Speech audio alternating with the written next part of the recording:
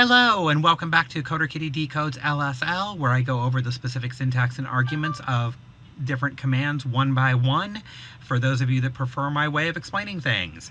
I know this is not the look you're used to from me, but I'm recording this right on the heels of my last Coder Kitties workshop, where I pulled out this old character design for a Fall at Equestria roleplay sim in order to show how to do a camera-controlled movement system that utilized llMoveToTarget. So I decided to go ahead and cover those today.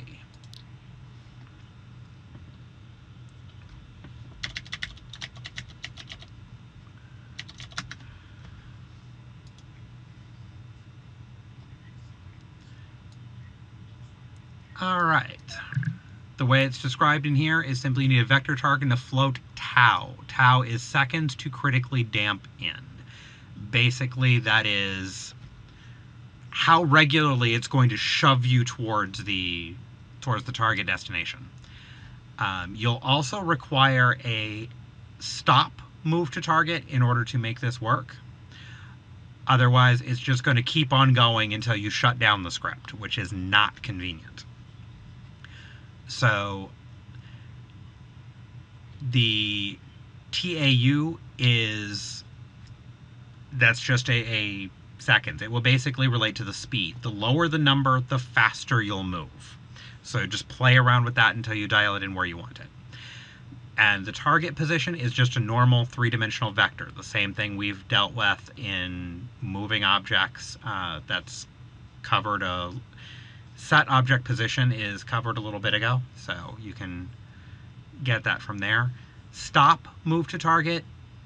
That one is actually even simpler. It's just simply a command that tells it to stop going. To give you an example, if you either it's been a while or you have not watched my other video, this is an example of a move to target with a lot of visual flair, and the target is set by the camera position.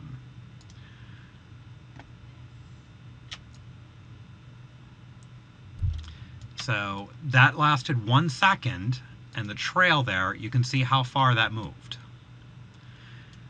The tau was set to 0.05, and there was a 1 second delay before stop move to target was triggered. So there you go. That was an old Fall at Equestria pony of mine, specifically because I had a move to camera option set up on that so that I could show off move to target. Next week I will go ahead and cover the get camera position command and what that's used for.